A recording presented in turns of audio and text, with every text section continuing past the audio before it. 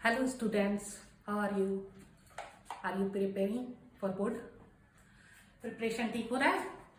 Today's I am explaining some reasoning question which are important for board. Okay, this question is from light. The first question: why does the sun become visible before it actually rises above the horizon at sunrise? Sunrise जब होता है तो actual position पे जहां पे सन होता है हमें उससे अबव दिखाई पड़ता है.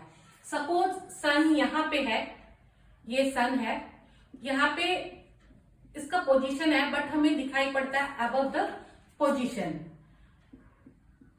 ये ऐसा क्यों होता है कि सन है यहाँ पे, दिखता है यहाँ पे है. तो क्या है कि सन, जब कोई ऑब्जर्वर सन को देखता है तो यहाँ पर ऑब्जेक्ट को ये देख रहा है, ऑब्जेक्ट को, तो ये जो लाइट जो है इससे ये जो जा रहा है, ये कर्व्ड पाथ, ये अर्थ का curved path, and this is earth के सराउंडिंग में एटमोस्फेयर होगा और एटमोस्फेयर में उसके रिफ्रैक्टिव इंडेक्स अलग अलग होंगे.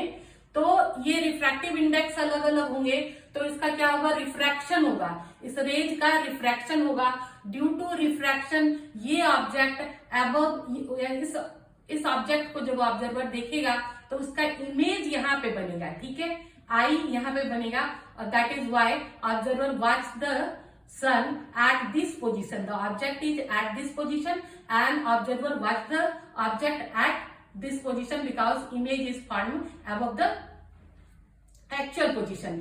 And what is the region? The actual region is atmospheric refraction. You have to write atmospheric refraction. अगर आंसर शीट में आपने जो भी लिखा, बट अगर एटमोस्फेरिक रिफ्रैक्शन ये वर्ड आपका होना चाहिए. इसी से हम चेक करते हैं कि ठीक है, करेक्ट है आंसर. ठीक है. दूसरा है कि star appear higher than the actual position. The same reason star appears higher, मतलब जहां पर स्टार है उससे वो हायर पोजीशन में, एक्चुअल वही पोजीशन है. स्टार से ये ऑब्जेक्ट है और इस ऑब्जेक्ट का image above the actual position बनेगा. क्यों? Due to the atmospheric refraction. That is why star appear above the original position. उसके बाद व्हाई द स्टार्स ट्विंकल, ये फर्स्ट में मैंने लिखा था ट्विंकल्स. तो क्या है, जब स्टार्स, एक तो सबसे पहले कि स्टार्स बहुत दूर है अर्थ के से, अर्थ से बहुत डिस्टेंस. सपोज कि यहाँ पर अर्थ है और बहुत दूर पे स्टार है यहाँ पे, तो क्या है कि यहाँ पे एटमोस्फेरिक रीजन अलग अलग है. ठीक है. अब ये जब लाइट जैसे ही ट्रेवल करता है तो हम जब यहाँ से देखते हैं, कोई ऑब्जर्वर यहाँ से देख रहा है, तो due to different atmospheric layer it is continuously changes. क्यों चेंज हो रहा है? तो टेम्परेचर वैरी करेगा, नीचे से ऊपर की ओर जाएंगे या ऊपर से नीचे की ओर जाएंगे तो टेम्परेचर चेंज करेगा. टेम्परेचर चेंज करेगा तो इसके रिफ्रैक्टिव इंडेक्स चेंज होंगे और रिफ्रैक्टिव इंडेक्स चेंज होने के कारण sometime the source of light is visible, sometime it is not visible.